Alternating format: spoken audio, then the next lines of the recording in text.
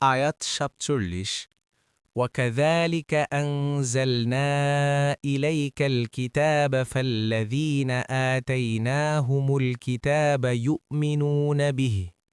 يؤمنون به ومن هؤلاء من يؤمن به وما يجحد بآياتنا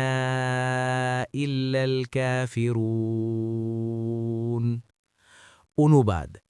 আর এভাবেই আমরা আপনার প্রতি কোরআন নাজিল করেছি অতঃপর যাদেরকে আমরা কিতাব দিয়েছিলাম তারা এর উপর ঈমান রাখে এদেরও কেউ কেউ এতে ঈমান রাখে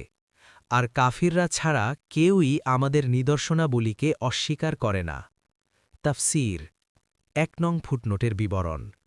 এর দুটি অর্থ হতে পারে ১ যেভাবে পূর্ববর্তী নবীগণের প্রতি আমি কিতাব নাজিল করেছিলাম ঠিক তেমনিভাবে এ কিতাব আপনার প্রতি নাজিল করেছি তবারি ২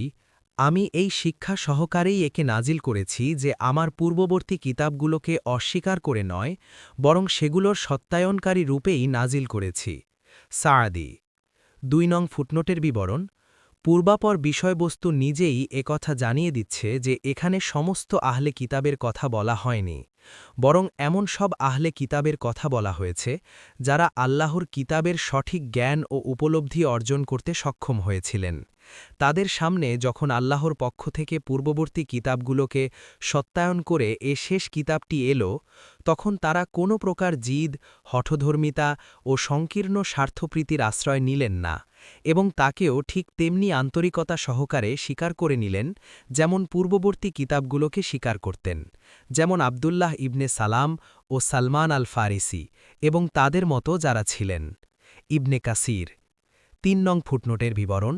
এদের শব্দের মাধ্যমে কুরাইশ ও অন্যান্য আরববাসীদের প্রতি ইঙ্গিত করা হয়েছে ইবনে কাসির এর অর্থ হচ্ছে সত্যপ্রিয় লোকেরা তারা আহলে কিতাব বা আহলে কিতাব যারাই হোক না কেন সর্বত্রই এর প্রতি ঈমান আনছে